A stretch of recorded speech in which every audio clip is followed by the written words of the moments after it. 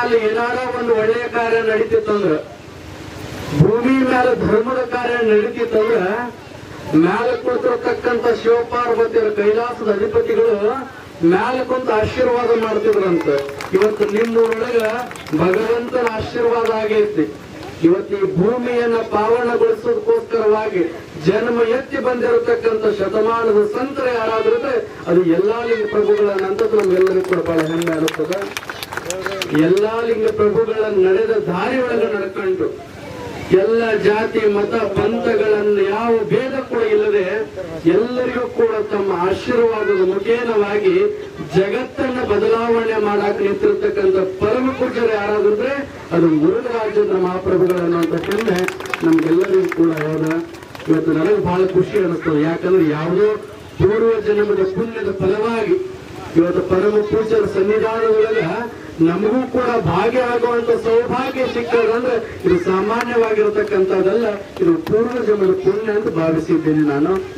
ಇಂಥ ಒಂದು ಕಾರ್ಯಕ್ರಮದೊಳಗೆ ಎಲ್ಲ ಪರಮ ಪೂಜ್ಯರ ಅಮೃತ ಹಸ್ತಗಳಿಂದ ಎಲ್ಲ ಪರಮ ಪೂಜ್ಯರ ಆಶೀರ್ವಾದ ಏನು ಬಂದಿದ್ದೀರಲ್ಲ ನೀವೆಲ್ಲರಿಗೂ ಕೂಡ ಎಲ್ಲಾ ಲಿಂಗ ಭಕ್ತರಿಗೆ ಆತರ ಪವಾಡಗಳು ಬರ್ತದ. ದಿನಕ್ಕೂ ಹೆಚ್ಚಿಗಳಿಗೂ ಪವಾಡವನ್ನ ಮಾಡಿರ್ತಕ್ಕಂಥವರು. ಇವತ್ತ ಎಲ್ಲಾ ಲಿಂಗ ಪ್ರಭುಗಳು ಒಂದೂರೊಳಗೆ ಆಶೀರ್ವಾದ ಮಾಡಾಕ ಕಂಡಾರತ್ತಂದ್ರ 10 ನಿಮಿಷದಾಗ ಮತ್ತೊಂದು ಊರೊಳಗೆ ಆಶೀರ್ವಾದ ಮಾಡ್ತಿದ್ರು ಅನ್ನೋದನ್ನ ನಾವೆಲ್ಲರೂ ಕೂಡ ಕಂಡಿದ್ದೇವೆ.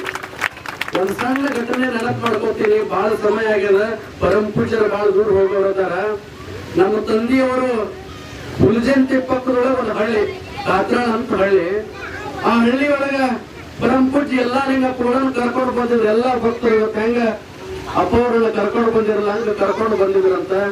ಅವತ್ತು ಸಾವಿರಾರು ಭಕ್ತರು ಅವರನ್ನ ಪಾಳೆ ಹಚ್ಚಿ ನಮಸ್ಕಾರ ಮಾಡ್ತಿದ್ರು. ನಮ್ಮ ತಂದೆಯವರು ಬಹಳ ಹರಿದ ವಯಸ್ಸಿನೊಳಗಿದ್ದವರು. ಅವ್ರ ಜೊತೆಗೆ ಸ್ನೇಹಿತರೆಲ್ಲರನ್ನ ಕಳ್ಕೊಂಡು ಅವ್ರ ಗೆಳೆಯರೆಲ್ಲರನ್ನ ಕರ್ಕೊಂಡು ಎಲ್ಲಾ ಲಿಂಗ ಪ್ರಭುಗಳನ್ನ ಹುಲಜಂತಿ ಕರ್ಕೊಂಡು ಹೋಗ್ಬೇಕಂತ ಅವತ್ತು ಬಂದಿದ್ರು. ಅವರೊಂದು ತಾಸು ಗಟ್ಲೆ ಪಾಳೆ ಹಚ್ಚಿ ಬಿಸಿಲೊಳಗೆ ಸನೀಪ್ ಬಂದಿದ್ರು. ಎಲ್ಲಾ ಲಿಂಗಪ್ಪಗಳು ಸನೇಕ್ ಬಂದಾಗ ಅವ್ರನ್ನ ಹೆಸರು ಕೊಂಡು ಹೋದ್ರು. ಏ ಜಕ್ಕಪ್ಪ, ಏ ಮಾಳಪ್ಪ, ಏ ಕರೆಯಪ್ಪ, ಹೊರಗೆ ಸರಿರೋ ಪಾಳ್ಯದಾಗಿಂದು ಅಂತೇಳಿ ಎಲ್ಲಾ ಲಿಂಗ ಪ್ರಭುಗಳು ಹೊರಗೆ ಸರ್ತಿದ್ರು. ಅವ್ರಿಗೆ ಬಹಳ ನೋವು ಅನಿಸ್ತು. ಯಾಕಂದ್ರೆ ತಾಸುಗಟ್ಲೆ ಬಿಸಿಲಾಗ ಪಾಳೆ ಹಚ್ಚಿ ಅಪ್ಪೋರಿಗೆ ನಮಸ್ಕಾರ ಮಾಡಬೇಕು, ಹುಲಜಂತಿ ಕರ್ಕೊಂಡು ಹೋಗ್ಬೇಕು ಅಂತೇಳಿ ನಾವು ಬಹಳ ಹಂಬಲದೆ ಬಂದೇವಿ. ಅಪ್ಪವ್ರು ನಮ್ಮದು ಪಾಳೆದಾಗಿ ಹೊರಗೆ ತರಿಸಿದ್ರಲ್ಲ ಅಂತೇಳಿ ನೋವು ಮಾಡ್ಕೊಂಡು ಹಂಗ ಹೊಂಟಿದ್ರು.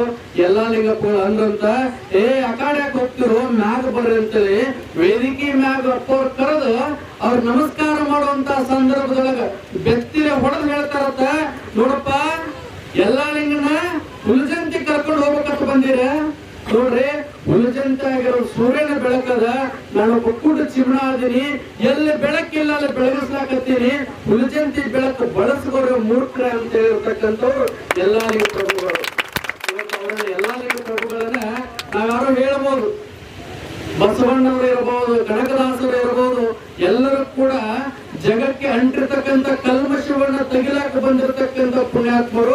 ಅದ್ರ ನಿಟ್ಟಿನೊಳಗ ಈ ಕಲಿಯುಗದೊಳಗ ಇತ್ತೀಚಿನ ದಿನಮಾನದೊಳಗ ಶತಮಾನಗಟ್ಟಲೆ ಬದುಕಿ ಜಗವನ್ನ ಪಾವನಗೊಳಿಸಿ ಹೋಗಿರತಕ್ಕಂಥ ಎಲ್ಲಾ ಲಿಂಗ ಪ್ರಭುಗಳು ಇವತ್ತು ನಮ್ಗೆಲ್ಲರಿಗೂ ಕೂಡ ದೊಡ್ಡ ಸೌಭಾಗ್ಯ ಅನ್ನಿಸ್ತದೆ. ಎಂತ ಸೌಭಾಗ್ಯ ಅಂತಂದ್ರೆ ಇವತ್ತು ಶ್ರವಣ ಮಾಸ ಅನ್ನುವಂಥದ್ದು ಎಲ್ಲ ಮಾಸದೊಳಗೆ ಅತ್ಯಂತ ಪವಿತ್ರವಾಗಿರತಕ್ಕಂಥ ಮಾಸ ಈ ಶ್ರವಣ ಮಾಸದೊಳಗೆ ಭಗವಂತನ ನಾಮಸ್ಮರಣೆ ಮಾಡುವಂತ ದಿವಸ. ಇವತ್ತು ದೇವರನ್ನ ಭಕ್ತಿ ಮಾಡೋದ್ರಲ್ಲಿ ಹಲವಾರು ವಿಧಾನಗಳಿದ್ದಾವೆ.